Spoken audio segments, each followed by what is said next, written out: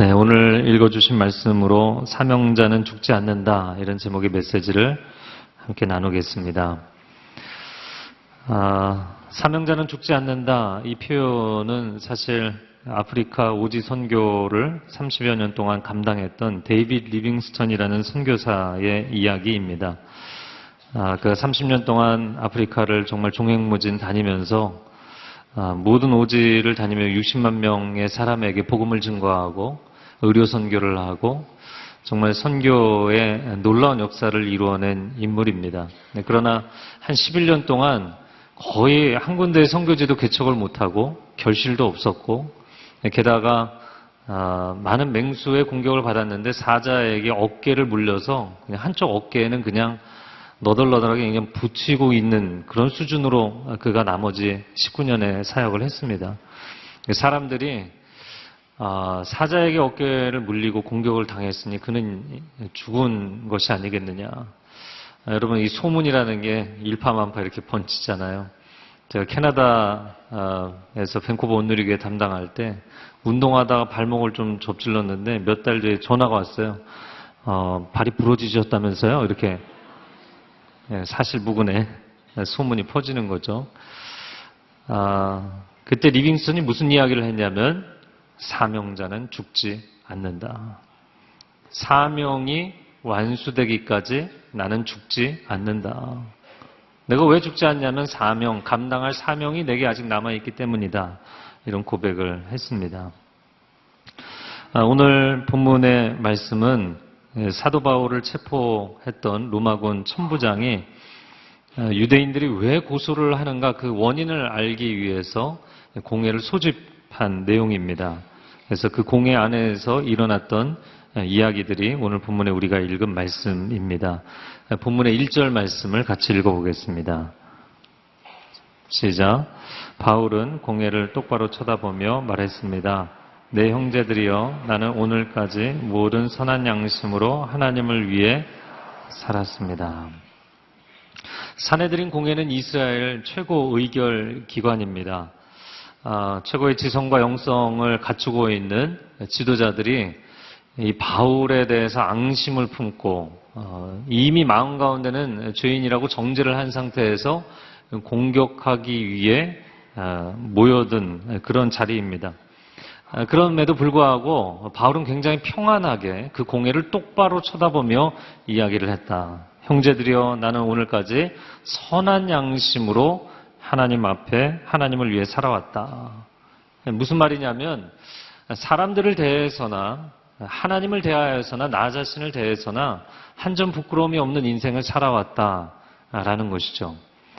지금 이 상황은 바울에게는 말하자면 정말 피를 말리는 그런 상황입니다. 그런 수세에 몰려 있음에도 불구하고 바울은 너무나 평안한 모습을 보이고 있습니다. 그럴 수 있었던 것은 그가 하나님의 사명을 위해 헌신된 사람이었기 때문이죠. 그의 영혼의 중심은 자기 자신의 어떤 영광이 있거나 자신의 유익이 있는 것이 아니라 하나님만이 그의 영혼의 중심이 되어주시고 있었기 때문입니다. 자, 그러나 이 사도 바울과는 정반대의 모습을 보이고 있는 한 인물이 등장을 합니다. 2절 말씀입니다. 한번 같이 읽겠습니다.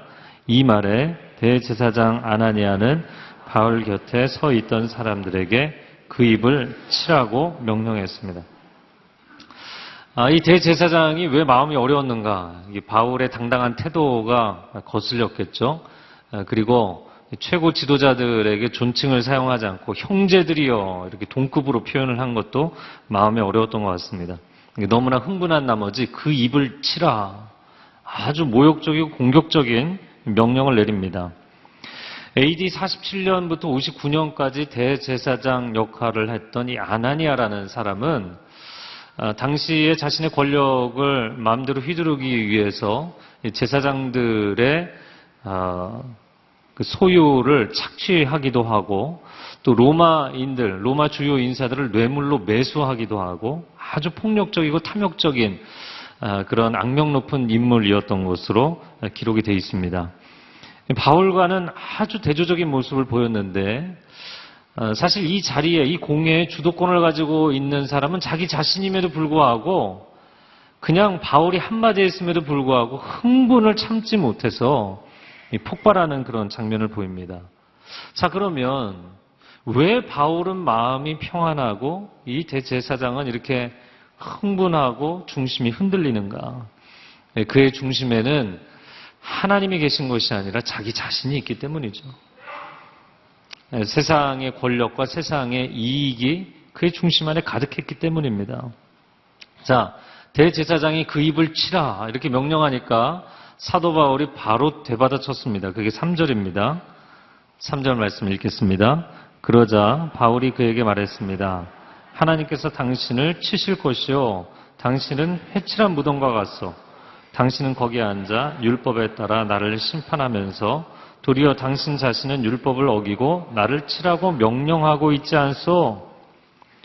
저는 바울의 대사를 보면서, 야, 바울도 이 성질이 대단하다, 이런 생각이 들었어요. 지금 상황이 이럴 상황이 아니잖아요? 그런데 이 회칠한 무덤 막 이렇게, 소리를 질렀어요. 위선자라는 것이죠. 왜 위선자라고 소리를 질렀냐면, 율법에 따라 나를 심판한다고 하면서 율법에 말씀하기를 피고인이 죄가 명확하게 증거가 드러나기 전까지는 그를 정죄해서는 안 된다라고 기록되어 있기 때문입니다. 이 법을 집행하는 자가 어떻게 법을 스스로 어기면서 그 자리에 앉아 있느냐. 그러므로 하나님이 너를 치실 것이다. 그랬더니 그 이후의 말씀에 옆에 있는 사람들이 아니 네가 감히 대제사장을. 그랬더니 바울이 또 그 얘기를 듣고 바로 받아들였어요. 나는 그가 대제사장인지 몰랐다. 진짜 몰랐다고 그랬어요. 율법에 기록하기를 백성의 지도자를 모욕하지 말라 말씀했다. 저는 이 바울을 보면서 야, 이런 위태로운 상황에 일대다로 수세에 몰려있는 상황에서 너무나 평정심을 보이는 거예요. 지적할 것은 지적하고 수긍할 것은 수긍하고. 여러분 운동 경기도 보면 정말 잘하는 그 A급 프로 선수들은 강약 조절, 속도 조절, 완급 조절하는 거잖아요. 근데 아나니아는 막 처음부터 흥분하고 어쩔 줄을 몰라 하고 있는데 바울은 너무 완급 조절을 평안하게 잘하고 있는 거예요. 여러분 우리가 세상에서 이런 어려운 상황에서 뚫고 나가고 싶을 때 하나님께 능력을 구합니다. 그것이 어떤 종류가 되었든 하나님 내게 능력을 주셔서 힘을 주셔서 내가 이걸 뚫고 나가게 해주십시오. 그런데 하나님께서는 우리에게 능력보다는 순전함을 주기를 원하세요. 여러분 능력을 얻으면 그 사람이 순전해지는가? 그것은 오히려 정반대 방향이 될 때가 많죠. 그러나 영적 관점에서 하나님은 순전함이 능력이다. 할렐루야. 순전함이 능력이라고 말씀하세요. 영어로 표현하자면 purity is power. 영적인 거룩과 순결을 유지하는 것이 결국에는 영적 능력이 될 줄로 믿습니다. 어제로 창조신앙교육축제가 끝났는데요. 오늘날 절대진리가 얼마나 강하게 공격을 받고 있는 시대가 됐는지 모르겠습니다. 이전의 무신론은 그냥 자기들만 신을 안 믿고 끝났어요. 그러나 오늘날의 무신론은 그렇지가 않습니다. 공격적 무신론, 심지어 무신론 근본주의다라는 표현을 씁니다. 왜냐하면 유신론자들, 우리와 같이 절대자, 신을 믿는 존재들은 세상에서 다 제거해야 된다. 이런 주장을 할 정도까지입니다. 그러나 이 과학적인 차원의 관점에서 놓고 보면 아주 위험한 주장입니다. 이런 것이죠. 시간과 영혼의 관계만 놓고 봐도 시공간의 3차원 세계에 우리가 살고 있잖아요. 그렇기 때문에 우리는 이 시간과 공간의 제약을 뛰어넘어서 영혼이라는 세계로 우리가 마음대로 진입할 수 없어요. 이 과학적 차원의 법칙은 저차원은 고차원에 진입이 불가능합니다. 그러나 저차원은 고차원에 포함되어 있기 때문에 언제나 고차원은 저차원에 아무 때나 개입을 할 수 있어요. 우리는 하나님께 우리가 가고 싶다고 마음대로 천국문 놓고 하고 들어갈 수 없어요. 그러나 하나님은 언제든지 우리의 세계로 진입이 가능합니다. 그분은 이 시공간 세계를 창조하신 고차원의 존재이시기 때문이죠. 자, 그런데 이 무신론이라는 건 이런 것입니다. 나는 지금 인간이라는 존재는 시간과 공간의 제약 안에 있는 3차원의 세계에 있으면서 그 이상의 차원, 4차원 이상의 존재, 신적 존재를 논하면서 그 세계에 가볼 수 없는 3차원의 존재인 인간이 그 세계에 신은 존재하지 않는다라고 이야기하는 거예요. 어떻게 그렇게 확언을 할 수 있냐는 거죠. 이거는 마치 뭐와 같으냐면 우물 안에 개구리가 우물 밖에 나가본 적이 없어요. 그런데 우물 밖에 인간이라는 존재는 없다라고 이야기하는 것과 같은 것이에요. 그래서 무신론자들이 우리와 같은 유신론자보다 훨씬 믿음이 강한 거예요. 믿음이 흔들리지 않아요. 그 세계에 가보지도 않고 그 세계에 신이 존재하지 않는다고 얘기합니다. 차라리 불가지론자들은 매우 정직한 것입니다. 신이 존재하지 하는지 안 하는지 인간은 알 수 없다. 이건 정직한 거예요. 그러나 우리와 같은 신 존재를 믿는 사람들은 영원히 시간 세계에 찾아오고 신이 인간에게 다가와 접속하는 것을 우리가 만나는 컨택하는 경험을 했기 때문에 우리는 신 존재를 믿는 것입니다. 자, 또 한 가지 차원에서 놓고 보면 상대주의에서 발전한 다원주의를 놓고 봤을 때 다원주의도 정직하지 않아요. 왜냐하면 다원주의는 모든 것을 인정하는 관점이잖아요. 그런데 절대자를 믿고 이 성경을 절대 진리로 믿는 이 절대주의라고 하죠. 철학적 사조로 절대주의는 절대로 받아들일 수 없다는 거예요. 이게 상대주의의 다원주의 주장입니다. 근데 저는 늘 이거는 모순이라고 보입니다. 상대주의면 상대주의답게 행동을 해야 되잖아요. 상대주의는 모든 것을 상대적 관점으로 받아들이는 거잖아요. 그게 가장 정직하다면 상대주의 자기 자신을 상대화시켜서 볼 수 있어야 하잖아요. 그러면 절대주의는 나하고 디어럴 사이드 반대편에 있지만 그게 맞을 수도 있는 거예요. 그거를 인정하는 게 상대주의인 것이죠. 그런데 절대주의는 절대로 안 된다. 이 절대로 안 된다는 용어는 절대주의자들이 쓰는 용어예요. 왜냐하면 절대성이라는 것을 믿는 입장이기 때문입니다. 우리와 같은 유신론자들, 절대자가 존재한다고 믿는 사람들은 나 외에 다른 신을 섬기지 마라. 이런 계명을 있는 그대로 받아들이는 사람들입니다. 절대로 다른 신 존재를 우리는 경배할 수 없습니다. 지지난주에 응답한다 0519라는 변증 컨퍼런스가 열렸어요. 주로 청년들이 많이 모였고요. 세계적인 기독교 변증가 라비 제코라이아스가 강연을 하고 질의응답을 하는 시간을 가졌습니다. 제가 이 얘기가 너무나 중요해서 여러 다른 모임에서 이야기를 했는데요. 질의응답의 첫 번째 질문은 이것입니다. 세상에 하나님이 계시다면, 아니면 뭐 하나님이라고 표현하지 않아도 신이 계시다면 어떻게 세상에 악이 존재할 수 있느냐? 여러분 이런 질문 던져보셨죠? 네? 여러분에게 답을 요구하지 않을 테니까 긍정하셔도 돼요. 근데 이 질문 가장 많이 하는 질문입니다. 이 질문에 대해서 우리가 답을 할 수 없기 때문에 수많은 사람들이 하나님께 등을 졌고 신앙을 포기했고 그리고 하나님과 멀어지고 무신론에 빠지기까지 했습니다. 근데 그날 라비가 굉장히 단순 명쾌하게 답변을 했어요. 이런 질문을 가장 많이 받습니다. 제가 한 대학에서 이 질문을 받았는데 한 청년이 일어나 저에게 이렇게 질문했습니다. 어떻게 하나님이 계시다면 세상에 악이 존재할 수 있느냐? 라비가 그 청년에게 반문했습니다. 그러면 당신은 악이 존재한다고 생각하는군요. 자기가 그렇게 질문했잖아요. 네, 그렇게 생각하는 것 같습니다. 그러면 당신은 선도 존재한다고 생각하는 것이군요. 네, 그런 것 같습니다. 그러면 선과 악이 존재한다고 생각한다면 그것을 나누는 절대적 기준인 도덕법이 존재한다고 믿는 것이군요. 네, 그런 것 같습니다. 그럼 여기까지 하면 사실 유무신론 논쟁에서는 전문가들은 얘기가 끝난 거예요. 왜냐하면 유물론, 물질이 전부라고 생각하기 때문에 무신론에 빠져 있는 사람들은 인간에게 도덕법이 있을 수 없다고 생각합니다. 타인에게 해를 끼치면 안 된다. 가령 이런 그 도덕적인 어떤 룰이 있다, 도덕법이 있다. 그건 인간 안에 도덕성이 있기 때문이라고 생각하지 않아요. 왜냐하면 유물론자들은 그냥 사람도 물질 덩어리일 뿐이기 때문에 정신세계, 영적인 세계, 내세, 영혼 이런 걸 믿지 않습니다. 도덕성이라는 걸 믿지 않습니다. 그런 사람이 왜 그런 도덕적인 발상을 하느냐? 그것은 자기 종족 보존이라는 본능적 욕구에 기초한 것이라고 생각해요. 그렇기 때문에 도덕성의 존재를 믿지 않습니다. 라비가 그에게 그 다음 질문을 던집니다.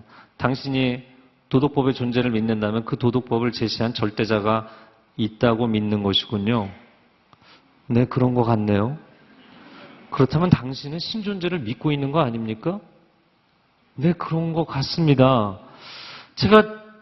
제가 하는 질문이 뭔지도 모르고 질문을 했습니다. 그리고 자리에 앉은 것이죠. 여러분 굉장히 통쾌한 답변이다라고 생각할지 모르겠어요. 그러나 그게 전부가 아닙니다. 인간은 신 존재에 대해서 원망하고 거부하면서도 사실은 우리 인생의 삶의 역사에 흔들리지 않는 토대로서의 절대자를 갈망하고 있고 찾고 있는 거예요. 왜냐하면 인간이 신 존재를 거부하고 하나님으로 내 인생을 설명하기 싫다. 하나님으로 세상을 설명하기 싫다. 하나님께 완전히 등을 지고 물질을 기준으로 삼고 인간 이성을 기준으로 삼으면 여러분 반드시 흔들리게 돼 있어요. 왜냐하면 반석 위에 세워야 집이 튼튼하지 않겠습니까? 인간 이성은 상대성이에요.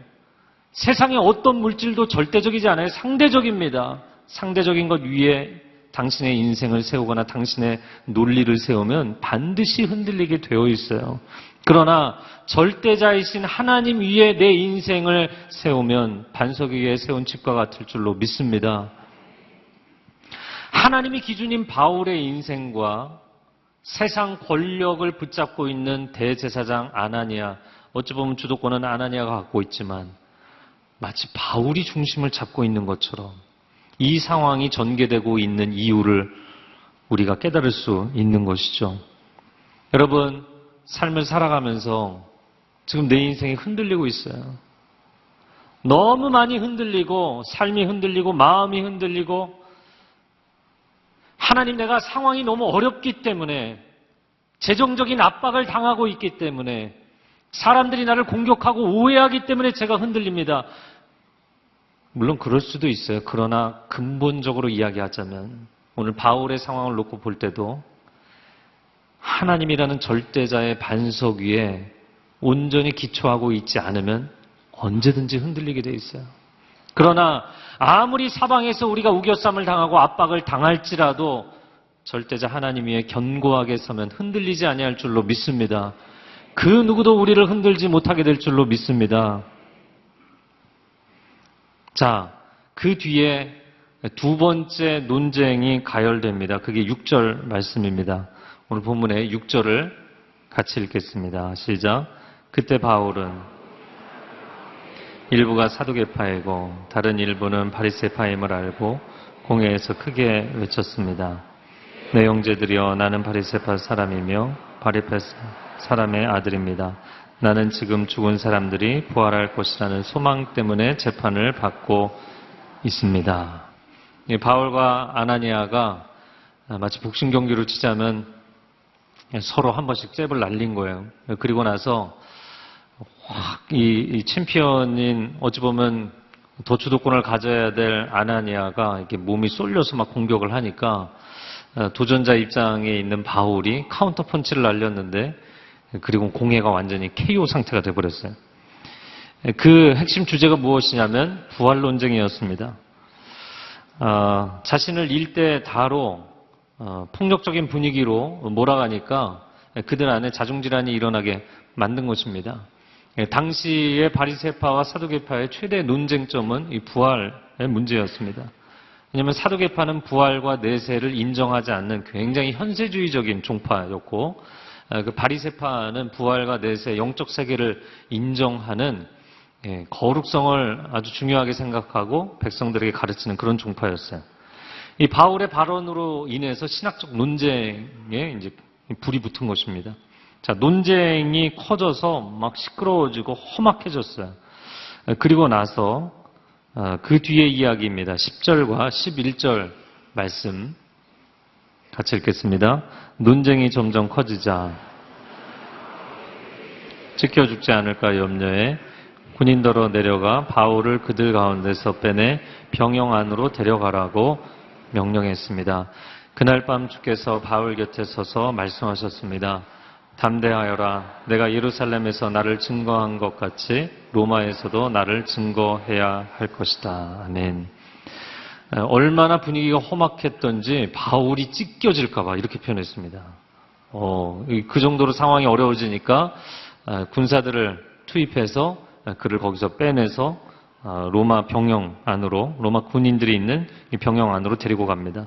자, 그리고 나서 11절에 그날 밤 주님께서 바울 곁에 서서 그에게 말씀하시죠. 담대하라. 내가 예루살렘에서 증거한 것처럼 로마에서도 나를 증거하리라. 자, 그런데 여러분 11절 하반절을 잘 보면 로마에서도 나를 증거할 것이라고 미래에 대한 예언적 메시지만 주신 게 아니라 증거해야 할 것이다. 저를 한번 따라해 보세요. 증거해야 할 것이다. 여러분 지금 주님께서 바울에게 미래에 일어날 일에 대한 정보만 주신 게 아니고요. 자, 미래에 일어날 계획을 그분이 세우시고 그러면 능력과 의지는 우리가 발휘해서 그걸 이루어가느냐? 놀랍게도 주님의 계획을 주님의 의지로 완성하시겠다는 거예요. 이 말씀은 너가 나를 로마에서도 증거해야만 한다.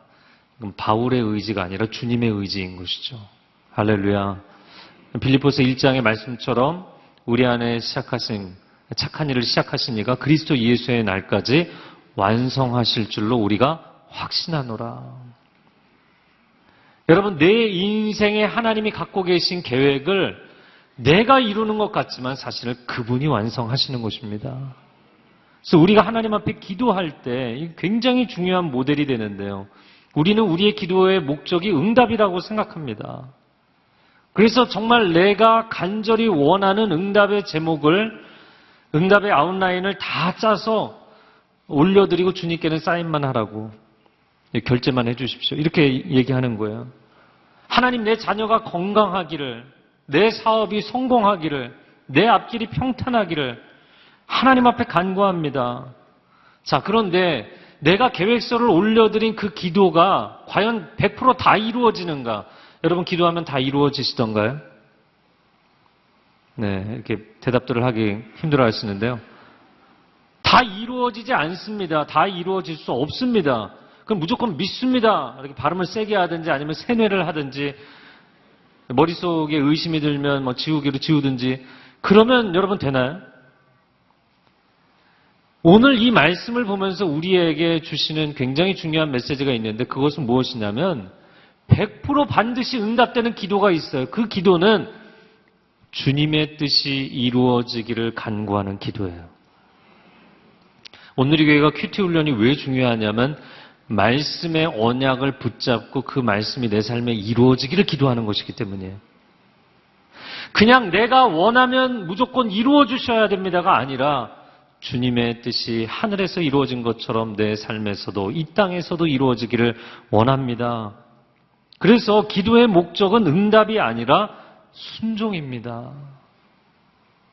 내가 다 계획서를 짜고 하나님은 결제만 하시는 것이 아니라 백지를 들고 나아가 기도하십시오. 정말 하나님을 신뢰한다면 그리고 하나님의 뜻을 알기 원합니다. 백지 위에 주님이 그려주시는 대로 살겠습니다. 그리고 결제를 내가 하는 거예요.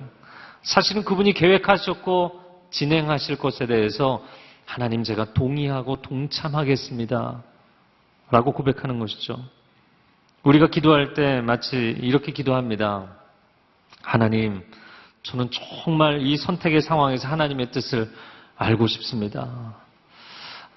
여러분 우리가 선택해야 될 상황에서 하나님 앞에 기도 많이 하잖아요. 뭐 자녀 대학 문제, 또 이사해야 될 때, 중요한 결정을 내릴 때. 그리고는 하나님께 하나님 뜻을 알게 해달라고 기도해요. 1번, 2번, 3번, 4번 하나님께 보고하고 제가 일주일 기도할 테니까 일주일 뒤에 답해 주십시오. 그리고 일주일 열심히 금식 기도했어요. 그런데 사실은, 네, 제가 한 가지 더 얘기했는데, 1번, 2번, 3번, 4번 해놓고 괄호 열고, 참고로 저는 3번입니다, 3번. 저의 정답 3번. 근데 일주일이 지났는데 그렇게 금식 기도를 했는데 하나님께서 1번을 찍으시는 거예요. 순간 얼굴이 경직되면서, 주님 이러시면 굉장히 곤란합니다. 제가 저희 공부하는 자녀들에게 자주 이야기하는 거지만, 문제를 풀 때는 지문을 잘 읽어야 되는데, 제가 지문을 다시 읽어드리겠습니다. 저는 정말 하나님의 뜻을 알고 싶습니다. 뭐가 하나님의 뜻인가? 1번, 2번, 3번, 4번. 참고로 저는 3번입니다. 제가 일주일 연장전을 다시 할 텐데 잘 생각하고 다시 대답하시기 바랍니다. 여러분, 이런 기도를 우리가 얼마나 많이 반복하나요? 제가 상담했던 실례를 다 드릴 수는 없지만, 여러분의 인생에 정말 최대 중요한 문제를 놓고 하나님 앞에 기도할 때 하나님이 정말 한 번도 대답을 안 하시던가요? 저는 많은 케이스 상담을 하면서 이미 여러 차례 얘기하셨어요. 이미 여러 차례 얘기하셨어요. 부부관계가 너무 어려워서 도저히 용납할 수 없을 때, 하나님 제가 어떻게 해야 되네? 여러분, 다시 질문하고 다시 연장전 기도가 필요가 없어요. 이미 하셨던 말씀에 내가 순종할 수 있느냐의 문제예요. 기도는 순종을 위한 몸부림이지, 내가 원하는 답을 하나님께 관철시키기 위해서 하나님 다시 생각하고 대답하십시오 요구하는 게 아니에요. 저는 이것을 고속도로 원리라고 보통 이야기합니다. 여러분, 주요 목적지일수록, 우리가 먼 곳에 갈수록, 여기서 만약에 부산을 간다 그러면 도로 사인판에 부산 팻말이 계속 나오게 돼 있어요. 계속. 하나님, 저는 응답 한 번도 받은 적 없습니다. 아니요, 그렇게 말씀하시면 안 돼요.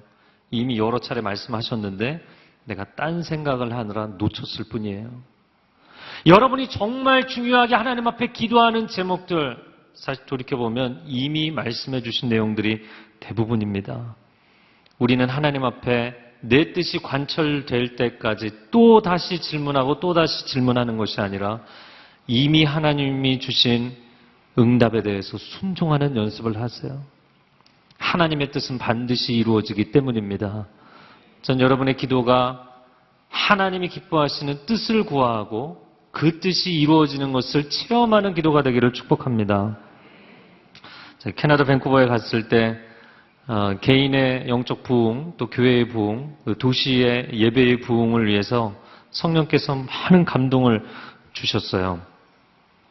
근데 예배를 이렇게 인도하러 올라가기만 하면 너무너무 감동을 주셔서 하나님, 내년에는 이 도시에서 3,000명이 하나님을 예배하게 될 줄로 믿습니다. 그러고 내려와서 생각해보면 내가 왜 그런 소리를 했나? 여러분, 아무리 연합 집회를 해도요, 300명, 500명 이상 모이지 않는 굉장히 영적으로 디프레션에 빠져있는 그런 도시였어요. 그리고 한인이 이민 역사 30년, 40년 동안 한인이 일회성으로 모인 곳에도 3,000명이 모인 적이 없어요. 그런데 제가 끊임없이 성령의 감동하심 가운데 추진했던 계획은 3,000명이 3 full day, 3일 동안 아침부터 밤까지 모여서 예배드리는 컨퍼런스를 하는 거였어요. 그 주변에 있는 목사님들이 당신이 이곳을 몰라서 그러지. 네. 차라리 모르는 게 나아요. 너무 많은 걸 알면 하나님의 뜻을 감당할 수 없어요. 근데 너무나 감동을 많이 주셔서 저희 교회 같이 이 계획을 추진했습니다. 캐나다 플레이스라고 우리나라로 치자면 코엑스 컨벤션 센터처럼 아주 국제적인 회의장이 있습니다. 한 2만 명이 모이는 장소인데 그 장소를 덜컥 계약을 했어요. 12만 불에. 그래서 이 장소 비용 1차 지불하고 2차 지불하고 그리고 2년 동안 준비를 해서 저희가 이제 본 행사를 해야 되는데 교회 연합이 잘 안 돼서 결국에 포기하게 됐어요. 제가 담당 직원에게 찾아갔습니다. 우리 여차여차해서 못하게 됐다. 그랬더니 이 친구가요, 계약서를 꺼내더니 막 뒤지면서 캔슬레이션, 해지 규정을 저한테 쫙 읽어주더라고요. 전쟁이 나거나 천재지변이 나거나 이런 경우 외에는 돈을 다 지불해야 된다. 그래서 제가 가만히 앉아서 듣고 있다. 걱정하지 말라고. 하나님이 시키셨는데 하나님 막으셨으니 난 이유는 모르겠지만 돈은 다 내겠다. 그랬더니 이 친구가 깜짝 놀라면서 야, 그러는 게 아니고 이럴 때는 수를 해서 고소를 해서 돈을 일부 타내는 거야. 이렇게 알려주더라고요. 제가 불쌍했나 봐요. 그래서 제가 얘기했어요. 아니 그냥 나는 하나님 시켰으니까 그냥 돈은 다 내겠다. 바로 CEO에게 전화를 했어요. 근데 그 CEO가 여성이었는데 아주 불같은 사람이었어요. 저는 수화기 너머로 그렇게 소리 지르는 소리 처음 들어봤어요. 케네디언이. 막 소리를 지르더라고요. 왜냐하면 이런 행사 하나가 엄청난 규모의 수익이거든요. 이 친구가 잠깐만 기다리라고. 사장실에 올라갔다 왔어요. 근데 이 친구가 놀래면서 야, 이런 일은 전례가 없는 일인데 너희가 좋은 일 하려다가 안 됐으니까 내년 이맘때 아무런 페널티 비용 내지 않고 이 행사를 하라고 결정을 했다. 할렐루야. 근데 이게 할렐루야가 아니에요. 왜냐면 그 이듬해 그걸 하게 될지 누가 알겠어요. 나 그냥 포기하고 여기서 끝났는데. 왜냐면 교회 연합이 안 돼서 포기한 거였거든요. 자, 그리고 나서 그 직원하고 그냥 내년 이맘때 몇 년 전부터 장소 예약을 해야 간신히 장소 따는 그런 곳입니다. 그럼 장소가 있는지 보자. 일주일 딱 남았어요. 근데 저희가 행사를 해야 되는 날짜에 하루가 다른 팀이 겹쳐 있는 거예요. 그래서 이거 어떻게 하지? 이렇게 얘기하고 있는데 그의 컴퓨터 모니터에 이메일 팝업 창이 팍 뜨면서 우리 그 행사 캔슬하겠습니다. 이렇게 뜨는 거예요. 이거 깜짝 놀라더라고요. 유럽 출신의 유러피언 캐네디언이었는데 얘가 제가 처음 찾아갔을 때 제가 아시아 사람이니까 저한테 환심을 사려고 나 불교에 굉장히 관심이 많다 이렇게 얘기했더니 나 목사라고 그래서 얘기했는데 여러분 그 친구가요 그 이메일을 읽는 순간 저한테 이렇게 얘기하더라고요. I'm not the religious person. 나 그다지 종교적인 사람은 아닌데 정말 하나님이 너희를 도와주시는구나. 그리고 나서도 2층 VIP실 한 300명 모이는 장소가 또 다른 팀이 예약이 돼 있었어요. 내가 다음번에 3차 그 비용을 지불하러 오겠다. 그리고는 체크를 끊어서 이제 한 달 뒤에 그를 찾아갔습니다. 3차 비용을 지불하면서 야 이거 방에 VIP실이 아직 다른 팀이 계약을 한 게 뭐 1년 남았으니까 좀 기다려보지. 근데 또 팝업창이 딱 뜨더니요. 그 장소를 캔슬하겠습니다. 얘가 또 뭐라고 했겠어요? 나 그다지 종교적인 사람은 아닌데 정말 하나님이 너희를 도와주시는구나. 1년 뒤에 그 장소에서 3,000명을 넘어서 4,000명이 모여서 하나님 앞에 3일 동안 전심으로 예배한 줄로 믿습니다. 여러분 할렐루야. 하나님의 일은 하나님이 이루십니다. 왜 우리가 우리 인생에서 불안해하고 두려워하는가? 내 계획이고 내 뜻이기 때문에 조바심이 나는 거예요. 걱정이 생기는 거예요. 여러분 하나님의 일은 반드시 하나님이 이루시고 하나님의 뜻은 반드시 바닥에 떨어지지 않고 하나님이 성취하시는 줄로 믿습니다. 오늘 이제 말씀을 마무리 짓겠는데요. 담대하라 주님 말씀하셨어요. 사람들이 널 죽이려고 해도 넌 절대 죽지 않는다. 사명을 감당하기까지. 여러분 오늘 설교의 제목이 사명자는 죽지 않는다. 저를 한번 따라해보세요. 사명자는 죽지 않는다. 제목 하나만 기억하셔도 이번 한 주는 뭐 넉넉히 이기실 것 같아요. 자, 그런데 이 제목이 왜 여러분에게 은혜가 되나요? 앞부분 때문인가요? 뒷부분 때문인가요? 우린 정직해야 됩니다. 먼저 그의 나라와 그의 의를 구하라. 그리하면 이 모든 것을 너희에게 더하시려. 이 말씀을 왜 좋아하나요? 앞부분 때문인가요? 뒷부분 때문인가요? 사명자로 살아간다는 것에 이 선결 조건이 명확해야만 뒷부분이 따라오는 것입니다. 사명자로 살지 않으면 늘 불안할 것입니다.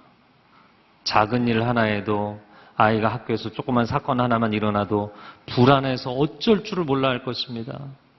그러나 우리가 사명자의 삶을 살아가면 주의 성령께서 우리를 강건하게 붙잡으실 줄로 믿습니다. 이 시간 함께 기도하겠습니다.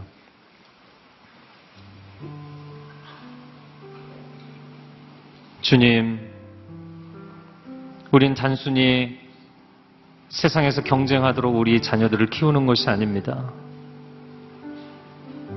아이를 양육하는 부모의 자리도 사명의 자리인 줄로 믿습니다. 우린 단순히 돈 벌기 위해서, 노후 대책을 세우기 위해서 직장 다니는 것이 아닙니다. 하나님이 뜻이 있기 때문에, 계획이 있기 때문에 나를 사명자로 거기 세우신 줄로 믿습니다. 우린 단순히 시간이 남아서 마음에 여유가 있어서 봉사하는 것이 아닙니다. 하나님이 나를 교사로, 봉사자로, 사역자로 주께서 맡기신 사명이 있기 때문에 섬기는 줄로 믿습니다. 사명자의 삶을 살아가게 하여 주옵소서. 우리 함께 통성으로 기도하겠습니다. 오 사랑하는 주님, 이 고백을 받아주시고 우리의 삶의 자리가 부르심의 자리가 되게 하여 주옵소서.